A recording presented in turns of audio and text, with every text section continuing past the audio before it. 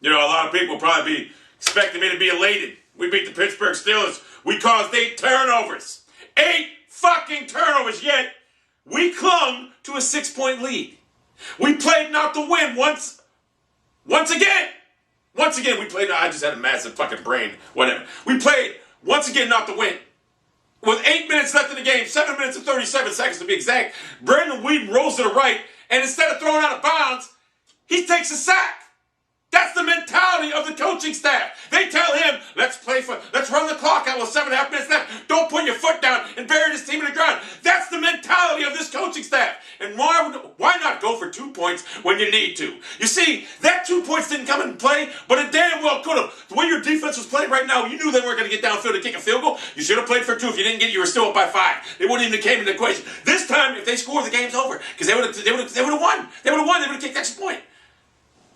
We got 8 turnovers and we clung to a 6-point lead. It's an embarrassment. And Trent Richardson, don't no one come out here and tell me anything about this guy. Jim Brown was right. This kid is garbage. When you need to bounce it outside, you don't. And it was a fumble at the end of the game. And I'll tell you what, NFL, you got a lot of fucking dilemma on your hands right now because that was a clear fumble. Pittsburgh would have scored, won the game. He fumbled at the end of the game, but they ran out of timeouts.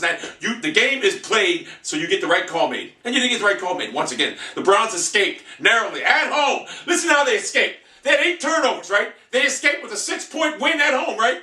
Against a 38-year-old quarterback, 3rd-string quarterback. At home. We escaped. We clung to a lead. It's an embarrassment. I will say this, that defensive staff is no way associated with the offensive staff because the defensive staff is one of the hardest. The defense is one of the hardest hitting defense I've seen in the NFL right now. They are. If you play that, if you watch the Cleveland Browns, you can say one thing. Their defense is as physical as they come. Physical as they come. But the offense right now, the play calling, you put Hardesty in, zip, zip, zip, zip, zip, 8-9 yards of crack. Why not play him? Why not play him? I've seen enough of Dancerson. I've seen enough of this. I've seen enough of this. Woo-hoo! I've seen enough of it. And then when he needed to cut the ball to the outside at the end of the game, he didn't. What did he do? He said to him, ball comes out. I'm so goddamn tired of this. And Pat Shurmur, you might be a nice guy, but you're not. It was nice to see you demonstrative on the sideline for once. I've never seen you that way. It was nice to see. However, this team has too many penalties. And like I say, this team takes on the mentality of their coach. You obviously told Whedon, do not throw the ball out of bounds, do not stop the clock. 7.5 minutes left, he took a sack instead of throwing the ball out of bounds when he should have. That's the mentality of the coach. Let's escape with the win rather than put your foot on the fucking pedal and drive down the fucking field and bury it. It's the mentality of it. Now, overall, the last couple weeks, I don't think Whedon played that well. The pick 6 was no big deal because it was a tip ball, but he's just not playing that well. And I know Colt McCoy's not the answer. And you brought Colt McCoy in to hand the ball off 3 times. I said on Twitter, we'll get to see Trent Richardson run 3 times 4 yards. It was minus 4 yards. So I'm not pumped about this win at all. This win don't mean nothing again for me. It don't mean shit.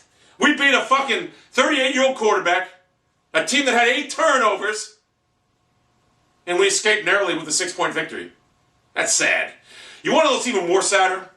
Is how bad we're going to get humiliated the last game of the season at Heinz Field because Pat Shurmur doesn't know how to coach. And Trent Richardson doesn't know if it's auditioning for Dancing with the Stars, so he could be like Emmett Smith or Hines Ward, or it's National Football League. Can you not see your holes? Don't tell me, well, there's no holes in collection.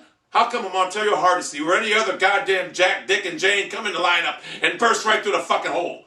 Because Trent Richardson has no field vision at this fucking level. And I'm tired of it. I hope you watch this video, and I know you will. I know you will. You need to look yourself in the mirror. I mean, this tough guy persona, whatever, ain't cutting it in this league.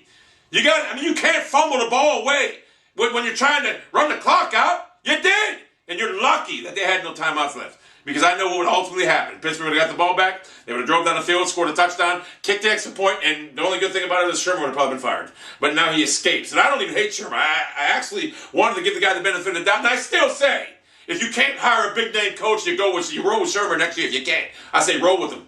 But at this juncture right now, the way his offensive play calling is, I mean, if you got to, look.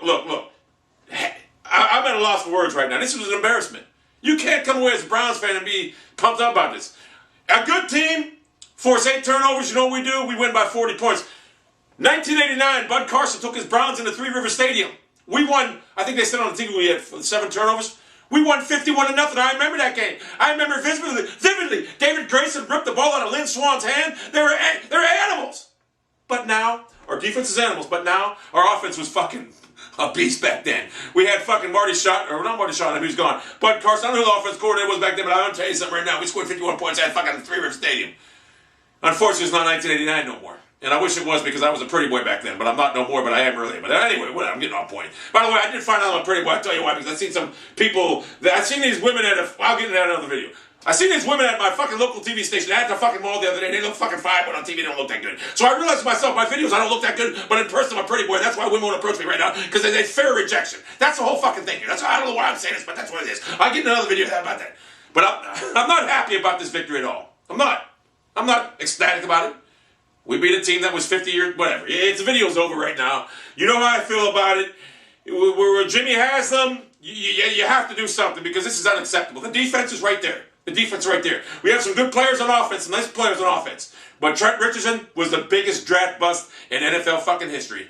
A third pick in the NFL. You never draft a running back unless his name is Adrian Peterson, 3 in the draft. This guy's fucking a joke.